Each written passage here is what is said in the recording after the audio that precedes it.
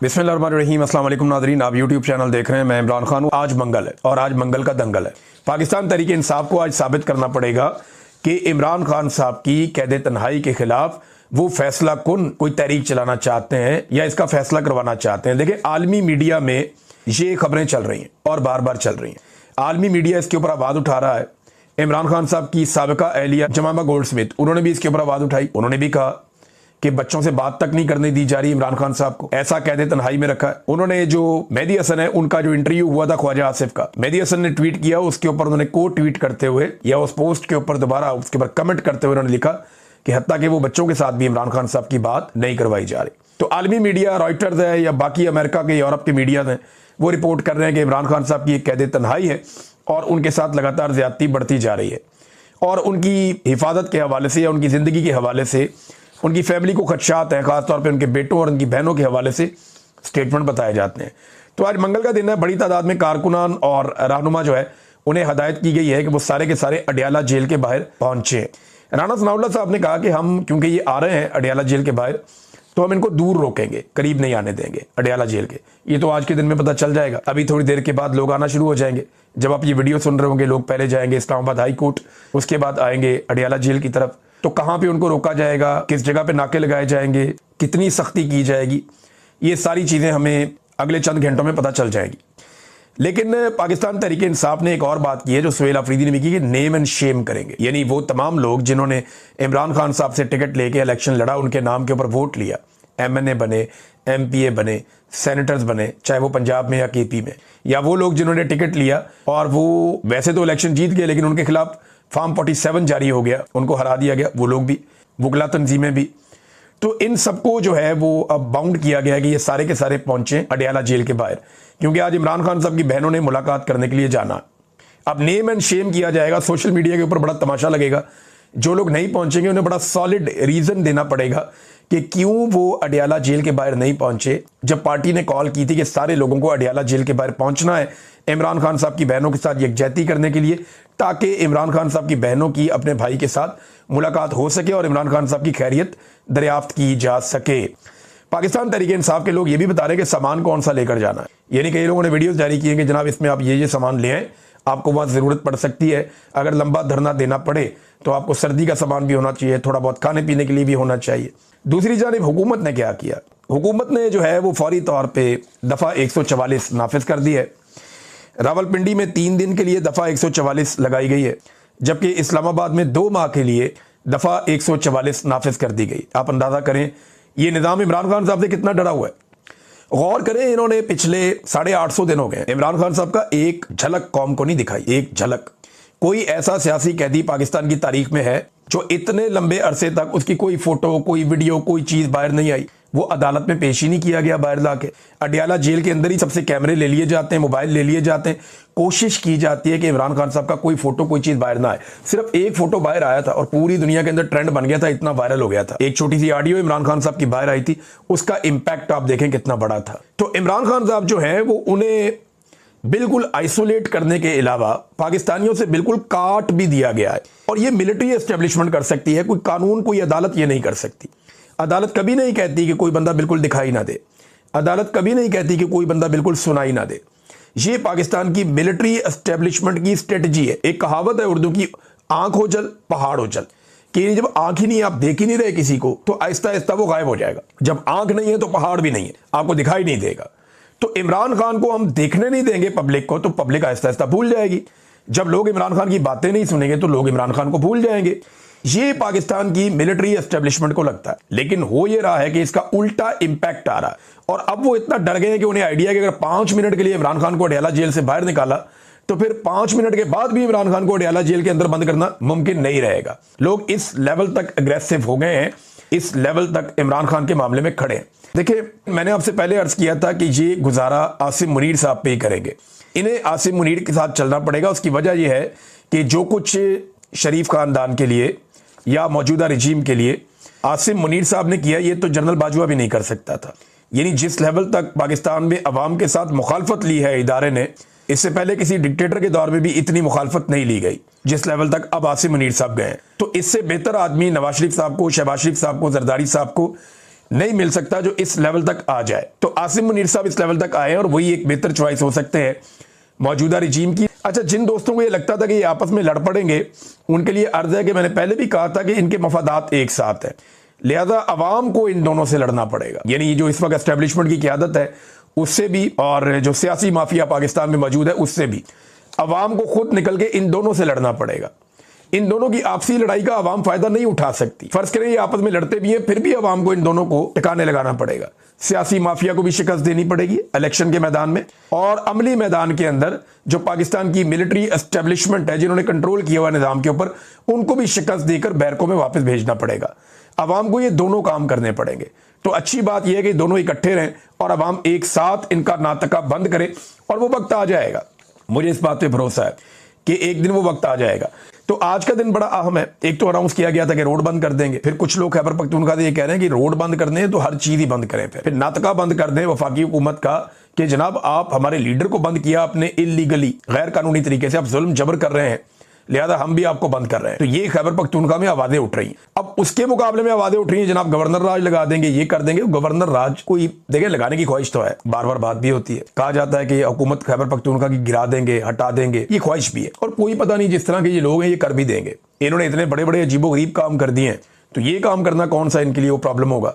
लेकिन इसके नताइज बड़े खौफनाक आएंगे। इसके नतीजे में मजीद दहशतगर्दी भी बढ़ेगी, आग भड़केगी। इसके नतीजे में लोग रद्द-ए-अमल देंगे, जगह जगह पे एहतजाज होगा, और कारोबारी जिंदगी मुकम्मल तौर पे मुअत्तल हो जाएगा खैबर पख्तूनख्वा में। और पाकिस्तान तहरीक इंसाफ की मकबूलियत खैबर पख्तूनख्वा में अगर थोड़ी बहुत नीचे गई भी है तो वो पीक पे पहुंच जाएगी और तहरीक की बहुत बड़ी ताकत बन जाएगी। पहले कौन सा कोई वो हुकूमत कर रहे हैं, वहां पे पुलिस उनके कंट्रोल में नहीं है, चीजें उनके कंट्रोल में नहीं है, ये सब जानते हैं। वहां से बंदे अगवा हो जाते हैं खैबर पख्तूनख्वा से, वजीर आला पता तक नहीं करवा पाता कि बंदे किधर है। ये तो हालात है वहां की हुकूमत के और गवर्नर्स के, कर नहीं पाएंगे ना, उनके इख्तियार में नहीं है। इदारों को कंट्रोल कर रही है एजेंसियां ऊपर से बैठ के, इस्लामाबाद से चीजें कंट्रोल हो रही है, वो बात ही नहीं मान रहे सूबाई हुकूमत की। पूरा आवे का आवा ही बिगड़ा हुआ है।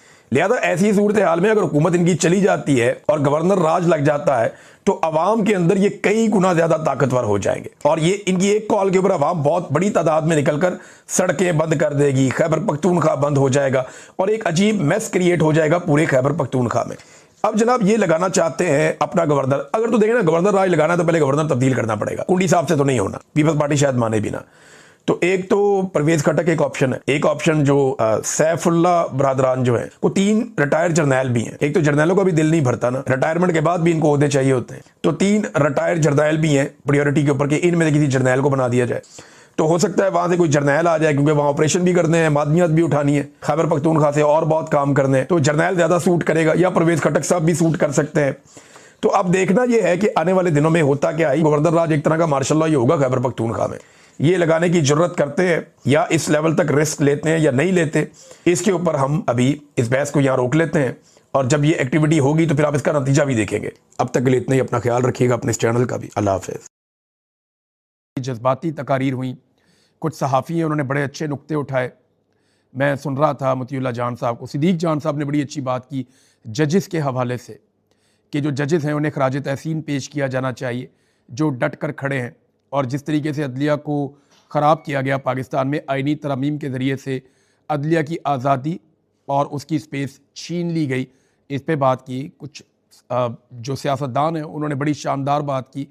तो ये सारी चीज़ें वहाँ पे होती रहीं, बहुत सारे लोगों ने बात की, लेकिन जो लुब्बे लुबाब है उसका, और जो एक एलामिया का मैं मुख्तसर आपको बता सकता हूँ कि उन्होंने कहा जी कि एक तो नया चीफ़ इलेक्शन कमिश्नर लाया जाए, और दूसरा अपोजिशन के साथ मुज़ाकरात किए जाएँ। अपोजिशन मुज़ाकरात के लिए तैयार है, और शराइत ये है कि नया चीफ़ इलेक्शन कमिश्नर लाएँ, शफाफ इंतखाबात भी करवाए जाएँ। यानी जो पाकिस्तान में इंतखाबात के साथ हो गया है, 8 फरवरी के इंतखाबात के साथ जो कर दिया गया है, जिस तरह मैंडेट चोरी कर दिया गया है, उसके बाद तो पाकिस्तान के अंदर हक़ हुक्मरानी मौजूदा हुक्मरानों को है ही नहीं। लिहाजा पाकिस्तान में नए इंतखाबात करवाए जाएँ, और नए इंतखाबात से पहले 8 फरवरी के इंतखाबात की तहकीकात का भी मुतालबा किया है इस इकट्ठ ने, जो कौमी कॉन्फ्रेंस के अंदर बैठा। अब ये इस्लामाबाद में इकट्ठ हुआ, इसके जो अखराजात हैं वो 29 लाख रुपए के आए। मैं आपको बड़ी इंपॉर्टेंट बात बताने लगा, जब रिजीम चेंज ऑपरेशन हो रहा था ना, तब करोड़ों रुपया बांटा जा रहा था थैलों में भर के। मैंने इसके बारे में आपको खबरें भी दी थी। बड़े बड़े होटलों में लोगों को ठहराया जा रहा था, और ये लोग आज़ादाना अपनी कार्रवाइयाँ कर रहे थे। पाकिस्तान तहरीक इंसाफ की हुकूमत होने के बावजूद सिंध हाउस को इस्तेमाल किया जा रहा था। इस्लामाबाद में निजी बड़े बड़े होटल्स हैं जिनको इस्तेमाल किया जा रहा था। वहाँ पे पाकिस्तान तहरीक इंसाफ के लोटों को ठहराया गया, उन्हें प्रोटेक्शन दी जा रही थी और बाकायदा सिंध से पुलिस आई हुई थी जो ये काम कर रही थी और वहाँ से लोग आए हुए थे जो ये काम करवा रहे थे। और कितना खर्चा हो रहा था, कौन खर्चा उठा रहा था, इसका कोई हिसाब किताब ही नहीं था। मैंने आपको कुछ बंदों के बारे में भी बताया जो पैसा लेकर पहुंचे थे बाकायदा, और जिनके पैसे के बलबूते के ऊपर और जिनके लाए हुए पैसे के बलबूते के ऊपर ये सारा खेल खेला गया। लेकिन अभी ये जो कौमी कॉन्फ्रेंस हुई तो ये खैबर पख्तूनख्वा हाउस में, इसके जो टोटल अखराजात हैं वो 29 लाख रुपए, लगभग 29 लाख रुपए से जायद के अखराजात हुए 2 दिन की इस कॉन्फ्रेंस में। और होना तो ये चाहिए था ना, सबको तासुर यही बन रहा है खैबर पख्तूनख्वा का पैसा लग जाएगा, खैबर पख्तूनख्वा हाउस के अंदर हो रहा है, लेकिन ऐसा हुआ नहीं। इसमें 10 लाख रुपया दिया ये जो इस्लामाबाद से 2 इलेक्शन लड़े थे मुस्तफ़ा साहब ने, उन्होंने दिया। मुस्तफ़ा नवाज़ खोकर साहब ने 10 लाख रुपया दिया। महमूद खान अचकज़ई साहब ने 5 लाख रुपया दिया। 5 लाख रुपया एक और पॉलिटिकल पार्टी ने दिया। 5 लाख रुपया जो है वो दिया अल्लामा राजा नासिर अब्बास साहब ने दिया। पाकिस्तान तहरीक इंसाफ ने भी 5 लाख रुपया दिया। तो आप अंदाज़ा करें कि ऐसे चंदा डाल के इन लोगों ने ये प्रोग्राम किया है। और यही जमहूरी तरीका है। एक सियासी हुकूमत, एक हुकूमत जो एक सियासी जमात की है, उन्होंने हुकूमत का पैसा इस्तेमाल नहीं किया। ये शफाफियत है। यानी आप कभी सोच सकते हैं कि पंजाब के अंदर कोई पॉलिटिकल एक्टिविटी कर रही हो PMLN और वो पंजाब का पैसा इस्तेमाल ना करे। मुझे अच्छी तरह याद है रायविंड में ना, हम नए नए जर्नलिज्म में आए, ये यानी 2006-07 से हम जर्नलिज्म कर रहे थे, तो नवाज शरीफ वापस आ गए 2008 में। तो 2008-09 में कई दफ़ा शरीफ ख़ानदान हमें बुलाता था रायविंड में सहाफ़ियों को, और वहाँ ये अपनी प्रेस कॉन्फ्रेंस करते थे या अपनी खबरें देते थे या अपने मामला जो इन्होंने करने हैं फ्यूचर में अपनी प्लानिंग वो बताते थे मीडिया को। तो हम वहाँ पे जाते थे कवरेज के लिए। तो मुझे अच्छी तरह याद है कि वहाँ पे रायविंड के अंदर सहाफ़ियों को बाद औक़ात जो खाना मिलता था उसके चम्मच और प्लेटें, उनके ऊपर भी हुकूमत पंजाब की मोहर लगी होती थी। मैंने एक दिन क्या किया कि नवाज शरीफ साहब आए मीडिया को मिलने के लिए और मीडिया को अपनी प्लानिंग बताने के लिए, तो मैंने एक चम्मच अपनी जेब में रख लिया और मैंने वो चम्मच निकाल के मियाँ नवाज शरीफ साहब के आगे रखा। मैंने कहा, मियाँ साहब, हम आपके घर में आए हैं, ये रायविंड है, ये आपका घर है, ये वज़ीर आला हाउस नहीं है। ये चम्मच के ऊपर हुकूमत पंजाब की मोहर लगी हुई है। जिन प्लेटों में अभी सहाफ़ियों को खाना दिया उस पर भी हुकूमत पंजाब की मोहर लगी हुई है। तो आपके घर के अंदर खर्चा जो है वो हुकूमत पंजाब क्यों कर रही है? मैंने नवाज शरीफ से ये सवाल पूछा और आधा मीडिया मेरे से नाराज़ हो गया। नवाज शरीफ के साथी जितने वहाँ चमचे खड़े थे वो सारे मेरे से नाराज़ हो गए। परवेज़ रशीद का भी मुंह बन गया, आसिफ करमानी साहब भी हैरान हो गए कि ये क्या हो गया। तो ये चीज़ मैंने इनसे पूछी थी, लेकिन आज मुझे खुशी हो रही है कि खैबर पख्तूनख्वा में जब इसी तरीके से एक पॉलिटिकल एक्टिविटी हुई तो उन्होंने पैसा उन पॉलिटिशियन से लिया और पाकिस्तान तहरीक इंसाफ ने भी अपना जितने पैसे उनके पास बचे हैं, उनको तो एक बड़ा क्राइसिस आजकल आया हुआ है, तो 5 लाख रुपया उन्होंने भी इस मकसद के लिए दिया। मुस्तफ़ा नवाज़ खोकर सबसे बड़े डोनर थे। मुस्तफ़ा नवाज़ खोकर साहब ने इसमें 10 लाख रुपए का हिस्सा डाला है। अब नाजरीन, जावेद हाशमी साहब ने वहाँ पे एक बड़ी अहम बात की। देखें, जावेद हाशमी साहब जैसा बहादुर आदमी, ये बैठे हुए थे अल्लामा राजा नासिर अब्बास साहब के साथ, और अल्लामा साहब भी बहुत दलेर इंसान है। अल्लामा साहब को मैंने देखा बड़ी मुश्किलात में भी ये घबराते नहीं हैं, सामना करने वाले आदमी हैं। जिस दिन गुमसान की लड़ाई हो रही थी ना वहाँ पे जमान पार्क में, मुझे अच्छी तरह याद है कि अच्छों की बुरी हालत हो गई थी उस दिन, और बड़ी घुमसान की लड़ाई हुई थी दोपहर से लेकर रात तक जमान पार्क में, जब इमरान खान साहब के ऊपर पुलिस ने हमला कर दिया था और बहुत बड़ी नफरी लेकर ये आ गए थे चारों तरफ से, दीगर सिक्योरिटी फोर्सेस भी आ गई थी, और रात के वक्त तक जो है कारकुनों ने सबको भगा दिया था। तो उस बुरे वक्त में मैंने 2 लोगों को ऐसों को देखा जो बड़े जोश और जज्बे के साथ बड़ी मुश्किल से वहां पहुंचे थे। उनमें एक अल्लामा राजा नासिर अब्बास साहब थे, और एक मैंने देखा था उस रात को सुन्नी इत्तेहाद कौंसिल के सरबराह हामिद रजा साहब को। ये 2 लोग अपने नौजवानों के साथ बड़ी मुश्किलात का सामना करते हुए बड़ी बहादुरी के साथ वहाँ इमरान खान साहब के साथ खड़े होने के लिए पहुँचे थे। इसीलिए इमरान खान साहब इन दोनों की बड़ी कदर भी करते हैं कि मुश्किल वक्त में ये खड़े होने वाले लोग थे। तो जावेद हाशमी साहब जैसा बहादुर आदमी, वो भी ये मान गया और अपने मुंह से उन्होंने ये कहा कि जैसा इमरान खान पाकिस्तान की एस्टेब्लिशमेंट के साथ लड़ा है, पाकिस्तान बनने के बाद से लेकर आज तक कोई ये लड़ाई इस लेवल तक नहीं लड़ सका, या कोई भी ये लड़ाई इतनी खूबसूरती से नहीं लड़ा। वाकई इमरान खान साहब ने ज़बरदस्त लड़ाई लड़ी है और इमरान खान साहब के लिए पूरी दुनिया में आवाज़ उठ रही है। मैं एक आपका शुक्रिया भी अदा करना चाहता हूँ, ख़ास तौर पे जो लुटन के लोग हैं उनका। मैं शुरू में मैंने करना था लेकिन मैं भूल गया। अभी मैं लुटन में ही बैठा हूँ, वहीं से ये वीलॉग रिकॉर्ड कर रहा हूँ और फिर मैं यहाँ से वापस चला जाऊँगा। लेकिन यहाँ के लोगों का मैं शुक्रिया अदा करना चाहता हूँ कि एक बहुत बड़ा इकट्ठ इन्होंने किया। जो हॉल यहाँ पे मुंतज़मीन ने लिया था फस्तायत के ख़िलाफ़ आवाज़ उठाने के लिए, ह्यूमन राइट्स के लिए आवाज़ उठाने के लिए, शहीद अरशद शरीफ के लिए, बाकी सहाफ़ियों के लिए, पाकिस्तान में आज़ादी इज़हार राय के लिए, रूल ऑफ़ लॉ के लिए, अवामी मैंडेट के लिए, जो लोग आवाज़ उठाने के लिए इकट्ठे हुए, हमने कॉल दी लोगों को, इतनी बड़ी तादाद में लोग आए कि मैं हैरान हो गया। यानी जितने लोग कुर्सियों पे बैठे थे उससे ज़्यादा लोग दीवारों के साथ खड़े थे, बाहर हॉल के खड़े थे। हॉल इतना भर गया था कि अंदर आने